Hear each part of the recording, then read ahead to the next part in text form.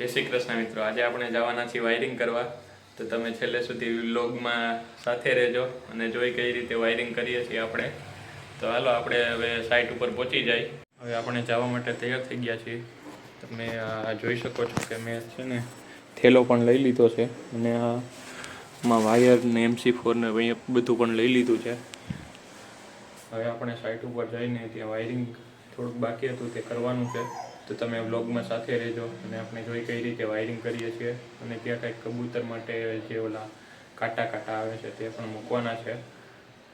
એટલે તમે જોઈ શકો છો આખો વ્લોગ.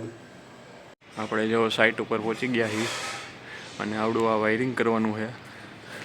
હાઈટ લગભગ અહીંથી છે 10-15 ફૂટની હાઈટ હશે અને આ કબૂતર માટેની જાળી છે જે કાંટાવાળી આવે એ મૂકવાની છે આની ઉપર.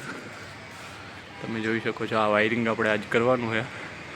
તો વ્લોગમાં સાથે રહેજો અને જોજો કે કઈ રીતે વાયરિંગ કરું છું. તમે જોઈ શકો છો કે મેં વાયરિંગ કરી નાખ્યું છે અને જ્યાં પાઇપ તમને દેખાય છે તેની ઉપર મેં આ કબૂતર ન બેસે તેના માટે જે કાંટાવાળી જાળી બતાવેલી હતી તે પણ મેં લગાડી દીધી છે. અને આ જાળીનો ભાવ એક પીસનો ભાવ 25 થી 30 રૂપિયા હાર્ડવેરની દુકાનમાં મળી જાય છે તમને.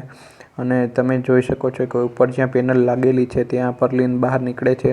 ત્યાં પણ મેં અડધો કટકો લગાડેલો છે ત્યાં કબૂતર ન બેસે. અને આ જાળી લગાડવા માટે તમારે બોન્ડ ટાઈટ જે આવે છે તે લઈને લગાડવું પડશે.